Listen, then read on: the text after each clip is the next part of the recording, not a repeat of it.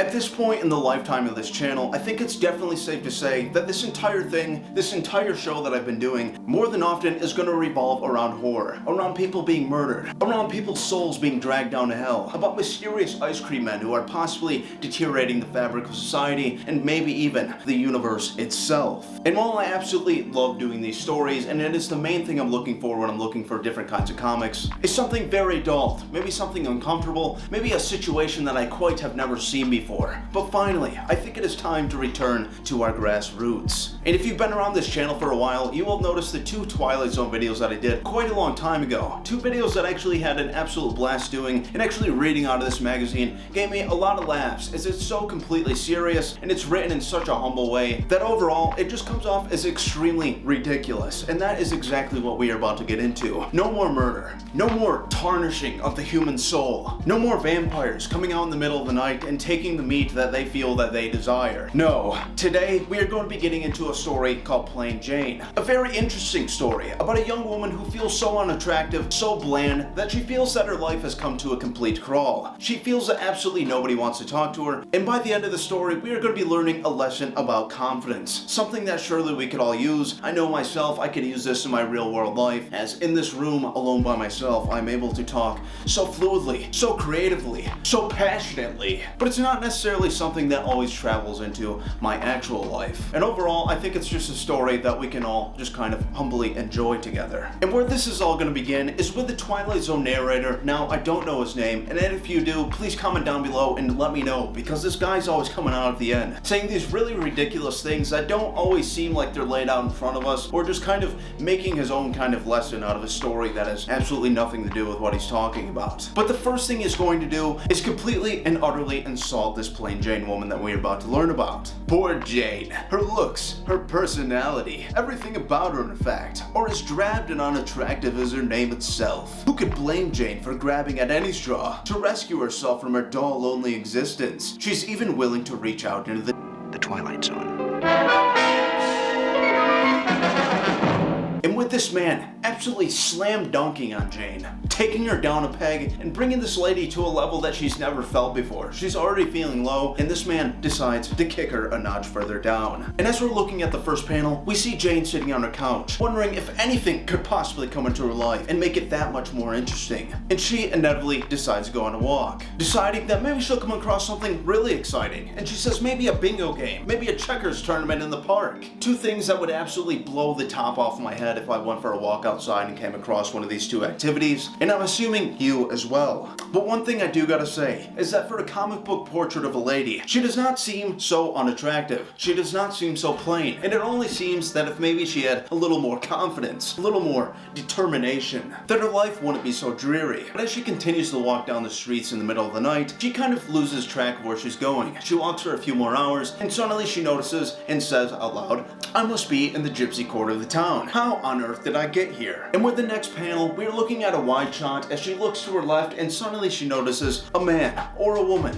The story kind of flip-flops on that in different parts of dialogue, so I was unsure, but she has no idea that this person is sitting there, and this person notices what she said as she's standing 2 feet in front of him. Maybe it's cause you're looking for me, J.D. Smith. And as we're looking at this gypsy man or woman, surrounded by all their different potions, Jane merely wonders, how in the hell do you know my name? I know lots of things about you, dearie. Like how you wish you were glamorous. Men would be willing to die for you. That's why I'm offering you this potion for only $1. One swig will make your wish come true in spades, dearie. And as this mysterious gentleman or madam offers her this potion, something that I would assume that any of you would probably not accept, is this person in a random street corner in the middle of the night offering you this little tiny bottle and telling you to drink it. As obviously this could be drugs, this could be alcohol, this could just be straight up poison in the climate we live in, alright? People are out there doing wild shit. And while the first 2 out of the 3 might be the better option, Jane decides that while this is very silly, what does she have to lose besides her life and possibly her sanity?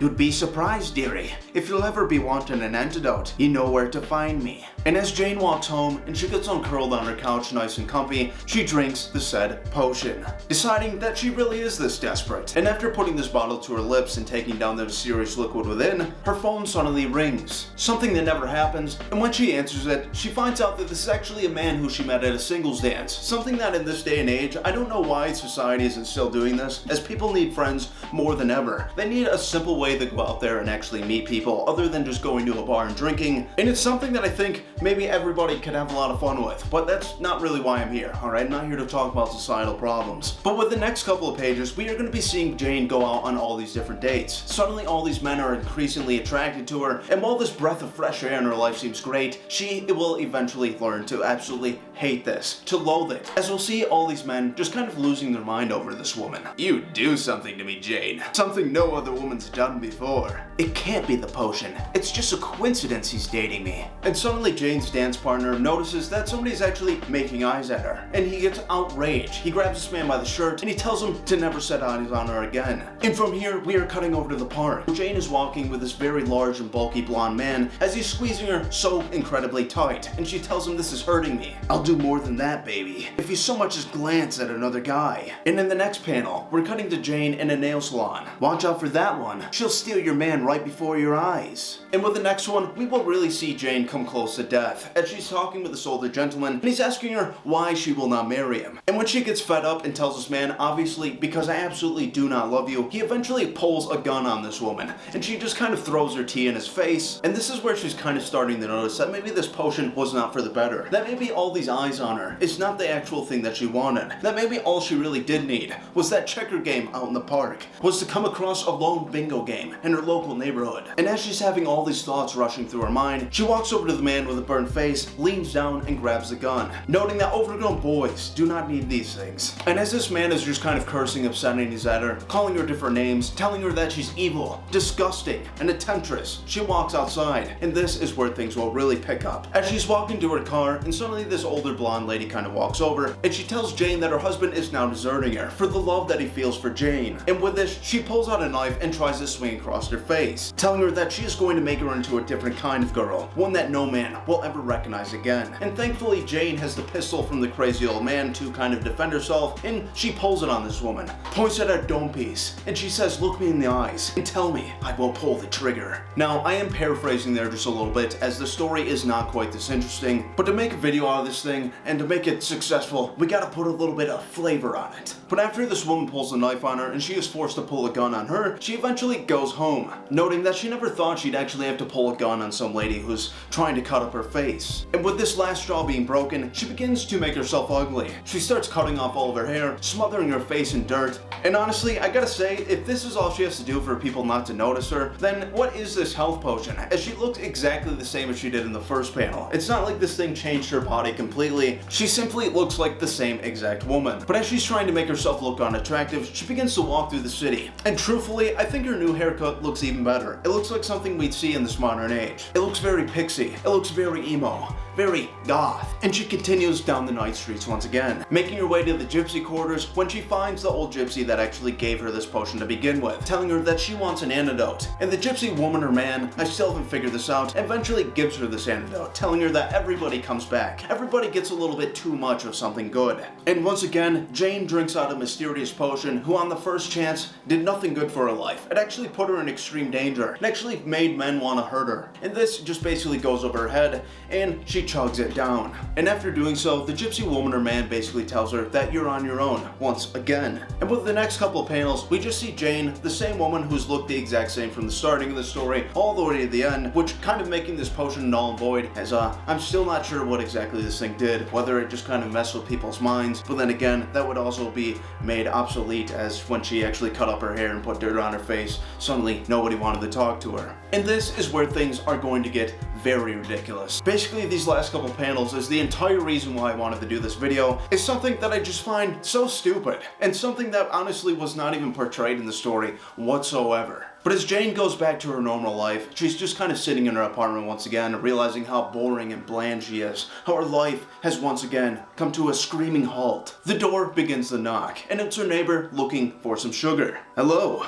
I'm your next door neighbor, and I was wondering if I could borrow a cup of..." And suddenly this man's jaw drops to the floor, and he leans in, and he says, "God damn. Hey, how come I never noticed a sweet looking chick like you before? Mind if I come in?" And with the first sighting of this man, and this guy just basically inviting himself in just with a couple words, just for asking sugar, we see Jane smile, and from what I can only assume is letting this man into her apartment would make this whole thing seem like maybe Jane is not the best decision maker. Like maybe she invites these dangers into her life. And while I'm not trying to blame this woman, she did drink a mysterious potion not only once, but twice. And after that, letting some random dude in her apartment just for giving her one singular comment. And that is the end of the story, and the only thing left is the Twilight Zone narrator once again, with this grandiose statement of confidence. Jane Smith will never feel plain or lonely again, because she knows that no potion can take the place of self-confidence. We're all what we make of ourselves, and that's the lesson Jane learned in the Twilight Zone. No, she didn't learn shit, alright? There was no story of confidence here. She drank a potion, and suddenly a bunch of men wanted her. A bunch of women wanted to kill her. And when it finally came to it, and she reversed this entire thing, all she had to do was open her door. Her neighbor wanted a cup of sugar, he thought she looked pretty hot, and that was it, alright? Jane didn't seek out this man. Jane didn't go out to that checkerboard club and just initiate herself, becoming the most prolific checker player in the world. She didn't find some random bingo game and announce herself to a lady named Janice, making best friends for life and forming a bond that the devil himself couldn't tear apart. No, Jane did absolutely nothing through the entirety of this thing besides drink some strange liquid and let this random man into her house. And this is what makes me so completely mad about this story, with the Twilight Zone man just kind of saying things that don't make sense. He's not doing his job, he's not using the Twilight Zone correctly and actually teaching these people a lesson. He's not even scaring us. He's just laying out complete and utter nonsense. But yes, everybody, that's about as fed up about a Twilight Zone comic book story that I could possibly get, and I hope it was at least semi-entertaining. I wanted to do kind of a shorter video to kind of give me some time to kind of read some things and then maybe figure out my next project. The last few videos I've had to record like 2 to 3 times just because I need to nail these things. And with the last 3 videos have been like hour-long recordings chopped down into like 20 to 30 minutes of the sort. It's just something that I need to do, is actually accustom myself to exactly what I'm going to be saying to make these videos better and better and make them just a little more coherent and not quite so completely off the top of my brain, which this thing is. This is going to be the first recording. I'm not going to do Plain Jane twice. That would be absolutely ridiculous, alright? I learned nothing about confidence. I learned absolutely nothing. But yeah, hopefully this was entertaining. I had a lot of fun doing this thing. I'm not sure what we're going to be getting into next. I know at some point we're going to be getting back into Saint Center. I know I definitely want to do some more Ice Cream Man videos very, very soon here, as I've been reading an absolute ton of these things, and they're getting so wild, alright? The story's actually turning into less of a random episodic deal, and actually turning into a battle of the beginning of the universe, which I find very cool. Have yourself a fantastic day. Thank you all so much for watching this channel, commenting down below and subscribing and doing all these things. And if you are new here, or if you're a returning viewer who hasn't subscribed, please do so, as this is such a tiny channel that it's going to be very hard to find my videos sometimes, and it's just a lot easier when it pops up on your little feed, and it just generally helps out overall. So thank you all, thank you for your support, and I will see you on the next episode of From the Heart, with a story about confidence that you will never believe.